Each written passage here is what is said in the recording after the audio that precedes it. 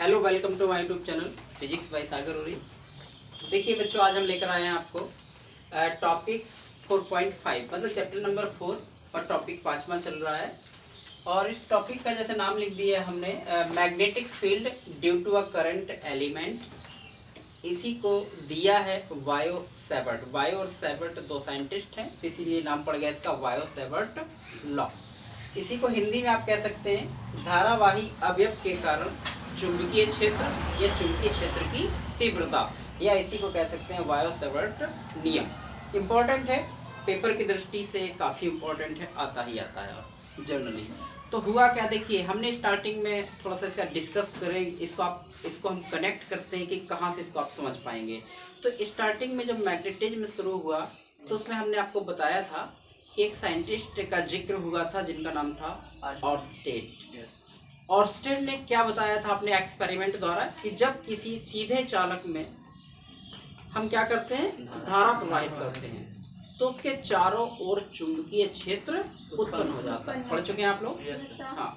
तो when the current flow in a conductor then magnetic field produce its around, मतलब हम current flow करेंगे तो इसके चारों मैग्नेटिक फील्ड प्रोड्यूस हो जाता है। कितना मैग्नेटिक फील्ड प्रोड्यूस होता है, कितनी दूरी पर प्रोड्यूस होता है, प्रोड्यूस मतलब उत्पन्न, तो इसका जो वैल्यू है या काउंट करना है वो ऑर्स्टेड ने नहीं बताया था। तो कितना मैग्नेटिक फील्ड इस एलिमेंट में करंट फ्लो करने से प्रोड्यूस होगा, इसके लिए किसने नियम दिया है? दो साइंटिस्ट हैं फ्रांस के, वायो और सेवर्ट। इन दोनों ने बताया कि अगर हम किसी कंडक्टर में करंट फ्लो करेंगे तो कितना मैग्नेटिक फील्ड बनेगा। लेकिन यहाँ एक चीज समझनी है, पूरे वायर की बात नहीं हो रही है, पूरे चालक की बात नहीं हो रही है, उस चालक के एक छोटे से भाग की, एक छोटे से टुकड़ा। जैसे आप लोग देखें, कभी आप लोगों ने फुटबॉल देखी है? yes, उस फुटबॉल को अगर आप ध्यान से देखेंगे तो उसमें ढेर सारे पार्ट होते हैं, है ना? उसमें ढेर सारे पार्ट जुड़े होते हैं। आप देखेंगे तो अलग अलग पार्ट सिले होते हैं, सिलाई होती है। उन अलग अलग पार्ट को अगर आप कहेंगे तो उन अलग अलग पार्ट का नाम ये हो जाएगा। अब आप इंग्लिश में आप इसको एलिमेंट कहेंगे। एलिमेंट मतलब उसका एक छोटा पार्ट, उसका एक छोटा सा भाग। और चूंकि उनमें अगर क्या बह रही हो, धारा, अगर उनमें करंट फ्लो हो रही हो तो नाम पड़ जाएगा धारावाही अवयव, या उसी को इंग्लिश में कहेंगे क्या? Current element. तो करंट एलिमेंट किसे कहेंगे? जैसे हम कहें वायर है तो इसका एक छोटा सा कोई पार्ट ले लीजिए, इतना सा भाग। तो इतना सा भाग को आप, अगर इसमें करंट फ्लो हो रही है तो देखिए इतनी सी भाग में लंबाई है और इसमें करंट भी फ्लो हो रही है, तो बन जाएगा करंट एलिमेंट, मतलब धारावाही अवयव। तो करंट एलिमेंट, एलिमेंट समझ में आया? किसी सिस्टम का एक छोटा सा भाग, एक छोटा सा टुकड़ा। और अगर उसमें करंट फ्लो हो तो नाम पड़ जाएगा करंट एलिमेंट। तो ये आपको ध्यान है। तो अगर देखिए मान लीजिए इतना सा भाग है, कोई छोटा सा, इसका इतना सा भाग है, इस करंट एलिमेंट है, इसमें करंट फ्लो हो रही है, तो ये चारों ओर मैग्नेटिक फील्ड बनाएगा। तो मैग्नेटिक फील्ड बहुत ज्यादा होगा या बहुत कम? बहुत कम होगा। क्यों? क्योंकि ये एलिमेंट खुद में भी बहुत कम है, छोटा है। ये तो समझ सकते हैं ना, कॉमन सेंस है कि जब एलिमेंट बहुत छोटा है तो मैग्नेटिक फील्ड भी बहुत छोटा होगा।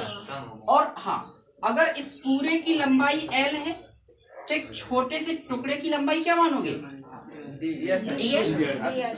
ये मैथमेटिक्स है। अगर फिजिक्स में कहते हैं कि पूरी लंबाई L तो छोटी लंबाई डेल्टा L लिखो, चाहे dl। अगर हम कहें कि कुल मैग्नेटिक फील्ड क्या होता है? V, लेकिन एक छोटे से टुकड़े के कारण छोटा चुंबकीय क्षेत्र क्या होगा? डेल्टा भी कह लीजिए, चाहे डी भी कह लीजिए। समझिए चीजों को अगर आप गैदर करेंगे तो पता चलेगा क्या चीज होती है। क्या फिर से, अगर पूरी लेंथ L तो उसके छोटे से भाग की लेंथ डेल्टा L या DL। अगर पूरा मैग्नेटिक फील्ड B तो एक छोटा सा मैग्नेटिक फील्ड, तो किसी में डिफरेंशिएशन फॉर्म लगने का मतलब है, डी लगने का मतलब है वो एलिमेंट बहुत छोटा हो जाता है। चलिए, तो वायो सेवर्ट लॉ किस लिए दिया गया है? एक करंट एलिमेंट है, उस करंट एलिमेंट के कारण में हम क्या करेंगे, उसके कारण मैग्नेटिक फील्ड को प्रोड्यूस करेंगे। कितना मैग्नेटिक फील्ड प्रोड्यूस होगा, यही वायो सेवर्ट ने बताया है। तो देखो, इसके लिए एक फिगर ड्रॉ करते हैं।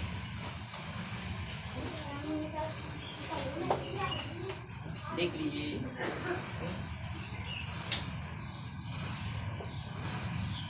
मान लीजिए इनफाइनाइट लॉन्ग है, इसमें हम ऐसे डेड दे देंगे तो इसका मतलब ये बहुत बड़ा हो गया। गौर से देखिएगा, यहाँ पर ये कोई कंडक्टर है, इस कंडक्टर में क्या फ्लो हो रही है, मान लीजिए करंट फ्लो हो रही है, इसमें करंट फ्लो हो रही है, कितना आई। ध्यान से देखिएगा इसको, आई करंट फ्लो हो रही है। अब इसमें एक हमें एलिमेंट बनाना है, एक छोटा सा भाग बनाना है, कहीं भी ले लीजिए, मान लीजिए इतना सा एक पार्ट हमने ले लिया, देख पा रहे हैं आप लोग, लीजिए इसको हम हाईलाइट कर देते हैं। इस पार्ट की जो लंबाई होगी, लेंथ होगी, वो कितनी ले सकते हो, बहुत छोटा है तो इतने पार्ट की जो लेंथ है वो कितनी है, dl पूरी है। अब इससे कुछ दूरी पर, मान लीजिए r दूरी पर, कितनी दूरी पर, r डिस्टेंस पर कोई पॉइंट p है, और इसमें देखिए इसमें करंट कहाँ की ओर है, ऊपर की ओर। एक रूल हमने आपको बताया होगा थंब वाला, अगर करंट ऊपर की ओर तो अंगूठा ऊपर रखोगे थंब, और हथेली कैसे कर दोगे, क्योंकि इस साइड देखना है, तो ये अंदर की ओर जा रहा है, तो चुंबकीय क्षेत्र मैग्नेटिक फील्ड अंदर की ओर होगा कि बाहर की ओर, अंदर की ओर। अगर ये हथेली ऐसे जाती बाहर की ओर, ऐसे जा रही है तो यहाँ पर मैग्नेटिक फील्ड अंदर की ओर, तो ऐसे दिखा सकते हो, क्रॉस लाइन दिखाते हैं, क्रॉस लाइन दिखाते हैं। और ये बहुत छोटा होगा तो इसका नाम dB मान लेते हैं, प्रोड्यूस। यहाँ पर आप चाहें तो एक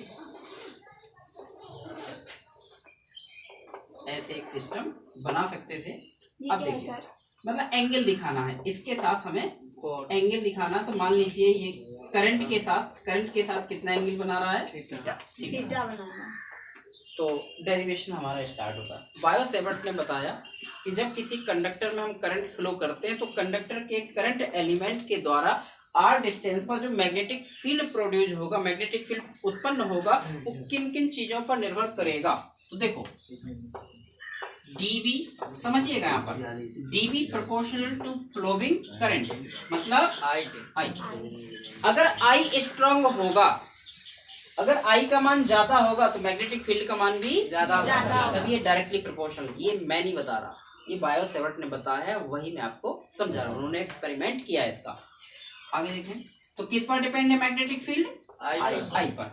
दूसरा आप देखिए और क्या है, ये करंट एलिमेंट, तो dB प्रोपोर्शनल कितना, ये dB क्या है, बहुत छोटा मैग्नेटिक फील्ड, किस पर डिपेंड है, जो पूरे कंडक्टर की लेंथ है उस पर नहीं, उसके एक छोटे से पार्ट की, dl। आगे देखें, अब देखिए इसमें एंगल बन रहा है, इस एंगल से दो कंपोनेंट आते हैं, एक साइन आएगा, एक कॉस आएगा। चूंकि ये मैग्नेटिक फील्ड वेक्टर फॉर्म है तो वेक्टर फॉर्म में साइन वाला सिस्टम आता है, तो यहाँ हो जाएगा कौन, साइन थीटा। ये थीटा किस किस के बीच का एंगल है, ये करंट एलिमेंट और ये P मतलब R के बीच, करंट एलिमेंट और R के बीच का एंगल है ये। और अब तुम लोग थोड़ा सा सोचो, ज्यादा डिस्टेंस पर मैग्नेटिक फील्ड ज्यादा होगा या कम डिस्टेंस पर ज्यादा होगा, अगर डिस्टेंस कम होगी तो मैग्नेटिक फील्ड ज्यादा होगा। तो सीधा संबंध है कि उल्टा, उल्टा संबंध है। तो इसका इनवर्स स्क्वायर लॉ बोलते हैं, 1/r²। इन सबको मिला देंगे, मिक्स करने पर, मिलाने पर मैग्नेटिक फील्ड बार बार आ रहा है, एक बार ले लीजिए, प्रोपोर्शनल बार बार है, तो वही, ये सब अलग अलग हैं, इन सबको लिख लीजिए, I dl साइन थीटा, और ये कौन में r², लीजिए। ये होता है हमारा बायो-सेवर्ट लॉ, वेरी इजी। फिर से देखिए, एक कंडक्टिंग वायर है, इस कंडक्टिंग वायर जैसे हमने कहा फुटबॉल तो गोलाकार होती है, फिलहाल एक तार जैसा ले लिया हमने, इसका हमने एक छोटा सा भाग कोई मान लिया, छोटे से भाग की लेंथ कितनी ले ली, dl। हम करंट फ्लो कर रहे हैं तो इससे r दूरी पर मान लीजिए मैग्नेटिक फील्ड प्रोड्यूस हुआ, dB बहुत छोटा है। ये dB किन किन पर डिपेंड है, तो जितना आपको दिख रहा है, क्या क्या दिख रहा है कि dB डिपेंड होगा dB डिपेंड होगा dB डिपेंड होगा थीटा पे, dB डिपेंड होगा कैसा डिपेंड होगा वो हमने यहाँ लिखा दिया है। तो ये जो फॉर्मूला निकल के आया, तो अब आपको पता चल गया कि कितना मैग्नेटिक फील्ड बना। तो इन सब का अगर मान दिया होगा हम रख देंगे तो आंसर निकल आएगा। अभी एक चीज इसमें रह गई है, वैसे हमारा ये आंसर है, लेकिन एक चीज अभी रह गई कि प्रोपोर्शनल हटाना चाहते हैं, ठीक है ना। प्रोपोर्शनल हटाने के लिए थोड़ा सा हम हिंट देना चाहेंगे आपको। हिंट देखिए आप लोग, आपने पढ़ा है इलेक्ट्रिसिटी, विद्युत पढ़ा है।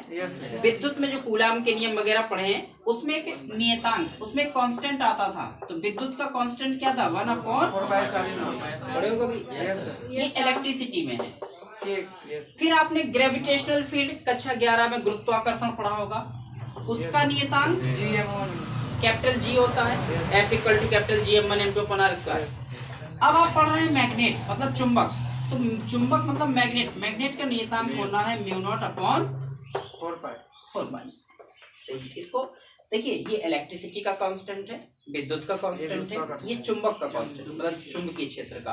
तो अगर हम कहें इफ द मीडियम एयर और वैक्यूम, यदि माध्यम क्या हो, वायु या निर्वात। जनरली वायु नहीं कहते, निर्वात ही कहते हैं, ठीक है। तो ये फॉर्मूला देखिए क्या हो जाएगा, dV इक्वल, कौन सा कांस्टेंट आएगा इन तीनों में से? μ0 यह जाएगा μ0/4π। ये नियतांक है बेटा चुंबक में, ध्यान रखिएगा। और बाकी I TL ये आपका बायो-सेवर्ट नियम है, इसके द्वारा हम मैग्नेटिक फील्ड प्रोड्यूस कर सकते हैं। एक किसके कारण आए? एक छोटे से टुकड़े, अगर उस टुकड़े का आप इंटीग्रेट करा दो, समाकलन करा दो, तो पूरे का आ जाएगा। तो जो आगे और साइंटिस्टों ने इसको आगे बढ़ाया है। तो आप लोग पहले इतना हम लिखवा देते हैं। क्लियर? सर में 0.4π। तो इस डेरिवेशन को आप लोग कैसे लिखेंगे, इसके लिए हमने ब्लैक बोर्ड पर पूरा लिख दिया है। तो जो बच्चे इससे नोट्स भी बनाना चाहें तो नोट्स भी आप लोग देखकर बना सकते हो। तो इसका स्क्रीनशॉट लेकर आप इसको कॉपी भी कर सकते हैं। पूरा मैंने इसको दिखा दिया है। अब हम आप लोगों को बायो-सेवर्ट लॉ का वेक्टर फॉर्म बता रहे हैं। तो अभी आपने सिंपल फॉर्म इसका क्या पढ़ा था? सिंपल फॉर्म आपने पढ़ा है dV = μ0/4π और I dl sin θ/r। ये हम लोग अभी पढ़ चुके हैं, ठीक है। ये सिंपल फॉर्म है। अब इसको हम वेक्टर रूप में ला रहे हैं। तो देखिए, वेक्टर में dV के स्थान पर क्या लिखेंगे? वेक्टर dV, वेक्टर एरो लगा देंगे क्योंकि वेक्टर फॉर्म में है। अब देखो, μ0/4π को तो आप कुछ कर नहीं सकते हो, वही लिखेंगे। इसमें I में वेक्टर लगता है कि DL में? I में नहीं लगता, I स्केलर है, तो DL में लग सकता है। तो आपने एक सूत्र पढ़ा होगा, A × B = AB sin θ। अब इसमें डायरेक्शन कहीं है नहीं, तो देखो हम इसको कैसे लिखेंगे। इसको हम ऐसे भी लिख सकते थे, I समझना थोड़ा सा, DL × R अपॉन R। तो आर कैप क्या बता रहा है? आर कैप इस डीवी की डायरेक्शन। अरे यूनिट वेक्टर है, ये एकांत वेक्टर है। यूनिट वेक्टर क्या करता है? इसकी दिशा को प्रदर्शित करता है। तो आर कैप इस डीवी की डायरेक्शन को बता रहा है। तो वेक्टर फॉर्म आप ऐसे लिख सकते हैं, dV = μ0/4π I dl cross r cap upon r। अगर आपको ऐसा नहीं लिखना है तो एक और तरीका है। क्या तरीका है देखो, लेकिन जो यूनिट वेक्टर है उसको लिखते हैं हम vector r upon its magnitude. r cap बराबर वेक्टर r अपॉन r, ये 11th में है सब। तो देखिए तब इसको कैसे लिखेंगे, dV = dl क्रॉस r, यहाँ आने का था है। तो d ये हो जाएगा μ0/4π। इसमें आप कोई चेंजेस नहीं कर सकते हो। देखिए ये हो जाएगा I, यहाँ देखें आप लोग, आर कैप की जगह कितना रखोगे? Vector r upon r। अगर यहाँ वेक्टर r आ जाएगा, dl क्रॉस वेक्टर r, तो बताओ अपॉन में कितना आएगा? r power q। हाँ देखो यहाँ से देखिए, vector r upon r, 2r पहले से, एक r और आ गया, r q। ध्यान रखिए, अगर आप r कैप में लिखते हैं तो r² ही रहेगा, लेकिन अगर आप वेक्टर आर में लिखते हैं तो आर पावर 3 हो जाएगा। तो this is the vector form of Biot-Savart law. तो इससे अच्छा इसकी डायरेक्शन कैसे निकालेंगे, वही आपका cross product rule. Cross product rule से मैग्नेटिक फील्ड की डायरेक्शन को हम फाइंड कर सकते हैं, या फिर आपको और भी तरीके हैं जो हमने बताया था, लेफ्ट में निकालना है कि राइट में। अच्छा ये बताओ, अगर यही पॉइंट हम यहाँ माने होते, यहाँ ना मान के यहाँ माने होते, तो अभी मैग्नेटिक फील्ड के लिए ऐसे था, फिर कैसे होता, ऐसे, ठीक है ना। तो इसमें मैग्नेटिक फील्ड डायरेक्शन बाहर की ओर होती, कोई प्रॉब्लम नहीं है, जैसा हम कहीं ना कहीं बता चुके हैं। तो इसका ये वेक्टर फॉर्म हो जाएगा। लिख लीजिए इतना।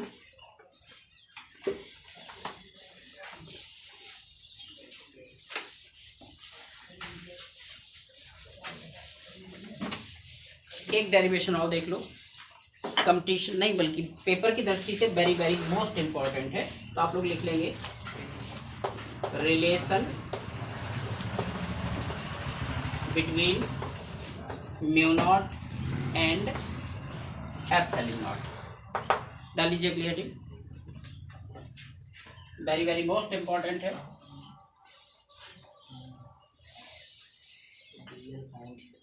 BIMP इसको कह सकते हो, relation between mu naught and epsilon not. Mu naught और एप्सिलॉन नॉट की मतलब जानते हैं, ये कौन है, ये चुंबकशीलता है वायु निर्वात में, ये कौन है, विद्युतशीलता है वायु निर्वात में। मतलब ये परमिएबिलिटी है और ये परमिटिविटी है ऑफ फ्री स्पेस। तो देखो वैद्युतिकी में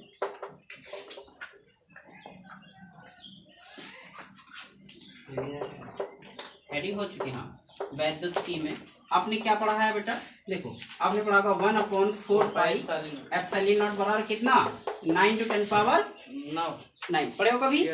इसमें एप्सिलॉन नॉट को वहां ले जाओ तो जाएगा 1/4 पाई इंटू 9 × 10 पावर 9 बराबर कितना आ जाएगा। हमने कुछ नहीं किया, इसको यहाँ लाए और एप्सिलॉन नॉट को उठाकर यहाँ ले गए। अच्छा, और चुंबकत्व में अभी आपने नियतांक पढ़ा है क्या, हाँ, mu not equal to 4 pi into 10 power -7 पढ़ा है कि नहीं। इक्वेशन ये दो हम रूल अभी पढ़ चुके हैं। एप्सिलॉन नॉट की वैल्यू इतनी और म्यू नॉट कितनी, अब गुणा करा दो, इसलिए हम ले रहे हैं mu naught into epsilon not. लिखना बंद करो एक मिनट के लिए आप लोग, यहाँ देख लो इंपॉर्टेंट है। हमने क्या किया, म्यू नॉट और एप्सिलॉन नॉट का क्या किया, गुणा, मल्टीप्लाई।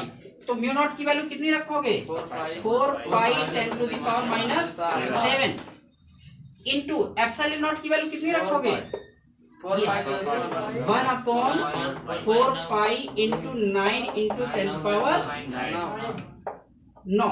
ठीक है, 4 पाई से 4 पाई कैंसिल, इस ऊपर वाले को नीचे ले आओ, नीचे वाली संख्या को ऊपर नहीं ले जाना है, ठीक है, ऊपर वाली संख्या को नीचे ले आओ।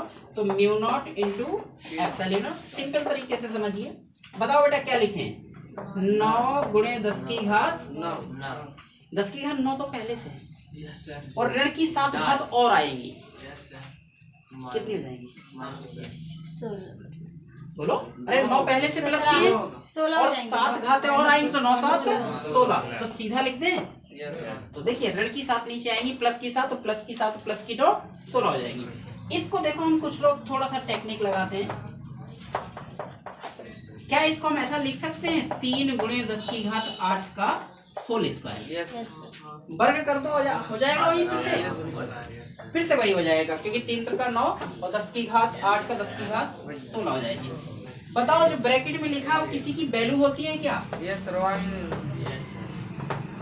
बताओ ये किसकी वैल्यू होती है, 3 × 10 की घात 8, 3 × 10 पावर 8 किसकी वैल्यू है, प्रकाश की चाल है, स्पीड ऑफ लाइट, नहीं पढ़े अभी तक, स्पीड ऑफ लाइट है। तो क्या है ये 1/c, c का मान होता है, और c स्क्वायर है तो स्क्वायर लिख लीजिए, वेरी वेरी मोस्ट इंपॉर्टेंट है। वेयर c क्या है, ये speed of light.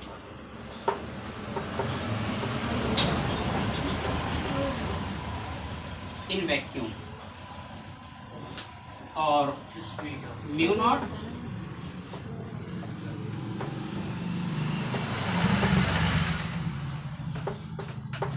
Permeability of free space और एप्सिलॉन नॉट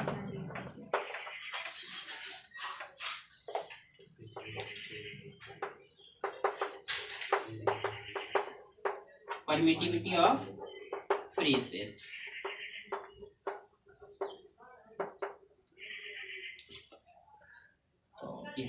अब इसी को कई फॉर्म में भी आप लोग लिख सकते हो, और अगर आप चाहो तो इसको ऐसा भी लिख सकते हो, c square equal to 1/μ0 into epsilon.